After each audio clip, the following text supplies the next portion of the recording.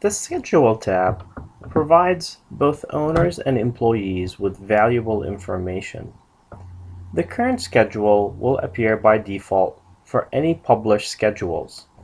In this particular example, we see that the current week's schedule being published. If I move to future weeks, it also appears to be published. However, the following week is not. So only published schedules will be visible to employees. And again, you could navigate to different offices to see different schedules if they are published.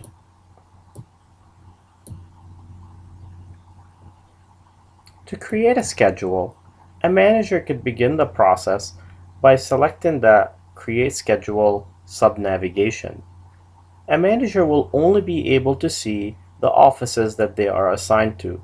Since I am an owner, I will see all the offices that are in the system.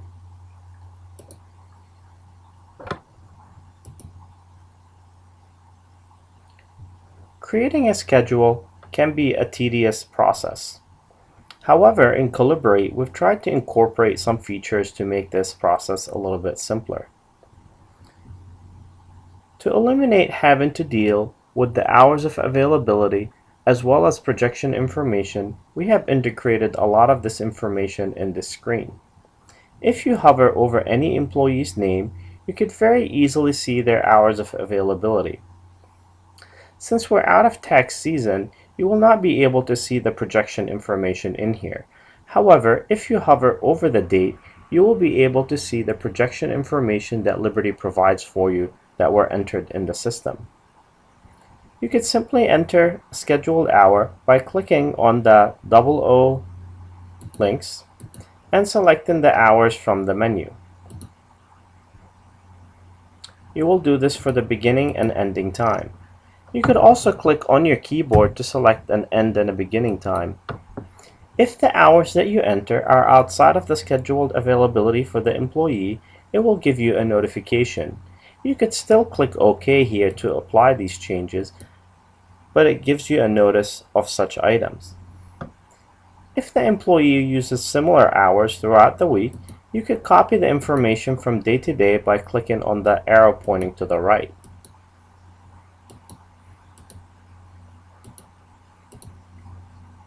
You would repeat the process for all of your employees by entering the information in here or copying down from row to row and then modifying the information as necessary. If an employee has an approved time off, the system will not allow you to enter hours for them for that particular day.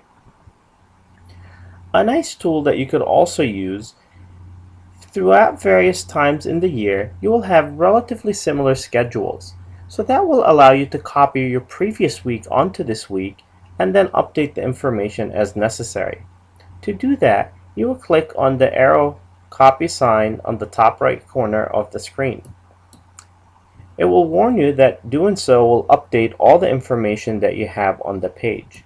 And upon clicking OK and waiting a second or two, this information will be updated in your page. Now you could go in and clear information as you see fit or edit any of the noted times. Again, you could click on the keyboard to jump to the appropriate times. In this particular example, I'm going to go ahead and clear the hours.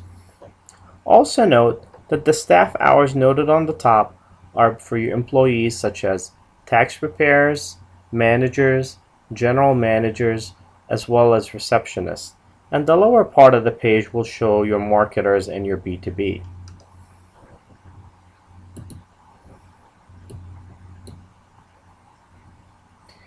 We are currently working on features to make this process even easier that will allow you to enter the time from your keyboard and enter hours for multiple days at the same time. We're also incorporating features for on-call functionality where you can assign employees times where they may be called to come in for hours. Those features should be available sometime the August-September timestamp. Managers will not be able to do anything beyond this point with the schedule. A general manager or an owner will be able to see the published schedule link.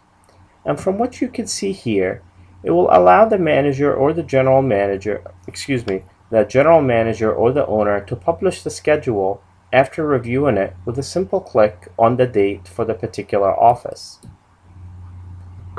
You will notice that the schedule now is published, and what actually happens in the background is an email notification is sent to all the employees in the office that have scheduled hours, indicating to them that their schedule is published.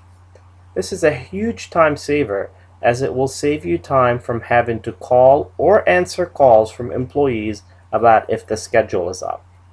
This will also publish the schedule so employees can see it under the current schedule list. And now you'll be able to see it. The time clock area allows the manager, if they're given the access to this, to see who's clocked into the system. So this will allow you to see who clocked in and clocked out for the day and who is still on the shift. It also allows the manager to go in and modify time for the staff. An employee could have simply forgotten to clock in or forgotten to clock out. A manager could come in here and correct this information or add dates that the employee forgot to enter. In this example, I'm going to go ahead and add information for today's schedule by clicking on the date and enter a clock in time.